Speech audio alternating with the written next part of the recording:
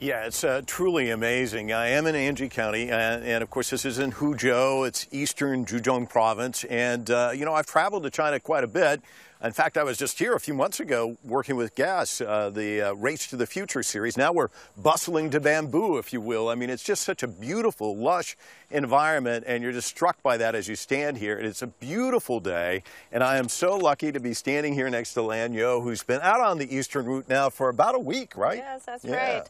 Well, Mike, it's great to have you joining us on the Eastern Route today. And I gotta say, you picked a great day for it. We're here at the Bamboo Expo Park here in Anji, renowned as China's Bamboo County, and it's home to over 300 different species of bamboo out of the 700 here in China. But Mike, did you know that this place we're standing right now, Anji County, used to face significant pollution back in the 1990s? Yeah, it's a really remarkable story, this transformation that we've witnessed here. Obviously it was at the time a poor mountainous community looking for something to gin up the economy, and they found it in limestone. So they started limestone mining, I should say, and of course that, of course, has transitioned into bricks and cement.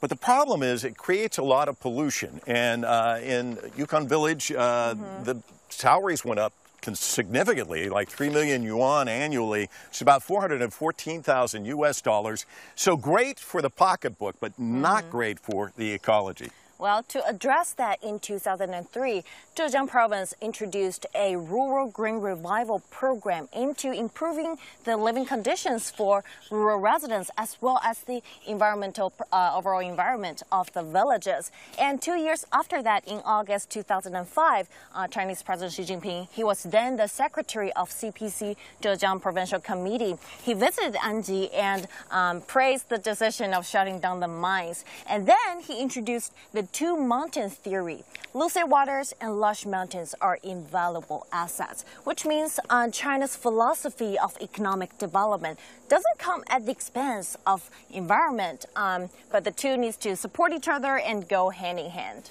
And to make a pivot like that, you come up with a great idea, but it's execution that really matters. And that's exactly what happened. This county actually embraced this theory and turned it into reality. I mean, you've got farms, you've got tourism. We're seeing so much tourism here. We're here is just flooded with people coming through. And then, of course, you see what's happened with bamboo. I mean, you know that you can use it as a building product, but it's used in so many different methods. Yes. And I was thinking about this when I was flying out here. They always give you a little packet on the plane. Here's my bamboo toothbrush, and I also have a bamboo, if I can find it, a bamboo pen. It's in there somewhere. I can't find it. But I'll tell you what, it's just one of those things where you don't think about bamboo, but it's really ever present now. We're also in another museum devoted to bamboo, and it's just breathtaking. You see the huge bamboo, you see the small bamboo. I mean, it's just so much. All different kinds of varieties. And it's truly fascinating to see how Anji transitioned from a mining-oriented place into a green and beautiful county with thriving bamboo industry. And it's so interesting where we're standing right now. You look at this gallery, and we'll just take a little walk here. These are all the different counties that have bamboo forests, and it's Anhui, it's obviously we're in Zhejiang, but Guangdong, I mean the list goes on and on. I think what is it, 17 out of 30 provinces. I mean, that's amazing. I mean, all these places with just huge forests of bamboo. Yeah, it's truly inspiring to see so many different cities across China committed to sustainable development. It really demonstrates China's commitment to low carbon development and ecological protection. And China, at the same time, is also actively engaging in international environmental governance by pledging to peak carbon dioxide emission by before 2030, and also achieving carbon neutrality by 2060, and at the same time achieving the goal of building the beautiful China by 2035. And of course that all dovetails nicely with the UN Sustainable Development Goals. And it's nice to be inside the museum, but this is so tranquil and so refreshing to be outside here because it's just so beautiful, isn't it? Yes, true. So speaking of ecological protection, Mike, you've been traveling across China, like different cities, frequently over the past decade. So have you noticed any changes in terms of ecological protection? Oh, man, the changes have been dramatic in my estimation. I mean, Air quality is so much better. You go out on the roads now, you see all these green license plates. EVs are everywhere. I mean, and obviously China's a leader there.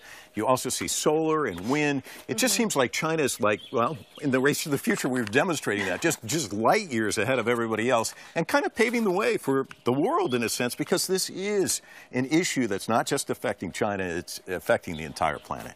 Yes, indeed. Can't agree more. Well, speaking of that, let's look at how a wetland park here in Lanyou of Zhejiang Autonomous Region is promoting ecological protection. Take a look. Located at the meeting point of the Yalong and the Niyang rivers in Lanyou, Yani National Wetland Park spans more than 6,900 hectares at an altitude of over 2,900 meters. In summer, its clear waters meander gracefully, with lush greenery flourishing on river sandbars, showcasing the majestic beauty of the plateau's vibrant ecosystem. As we stand in awe of this stunning view behind us, it's hard to imagine that this area was once nothing more than a barren grassland.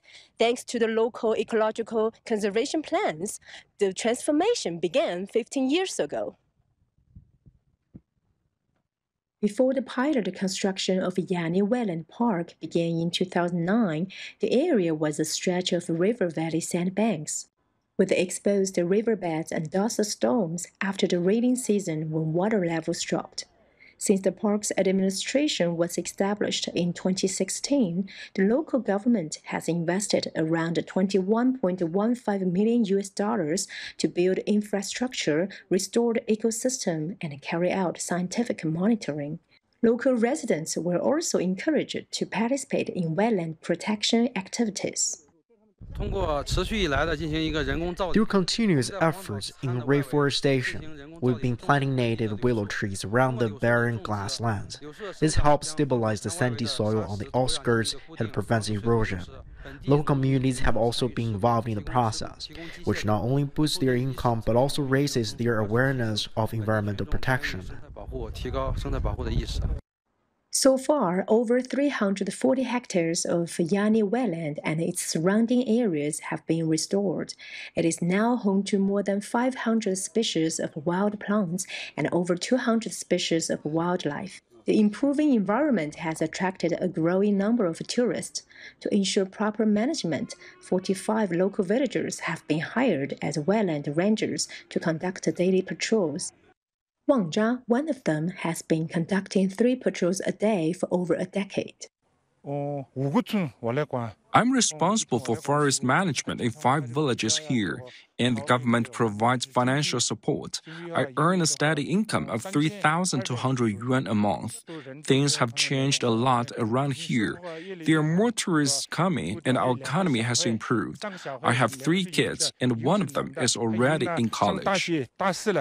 In recent years, the local government has successfully balanced the environment protection and moderate development of its ecological and cultural resources. These ongoing efforts have greatly enhanced the region's environment, establishing it as a premier destination for both ecotourism and conservation. Gongming, CGTN, Lanyou, Xizang Autonomous Region.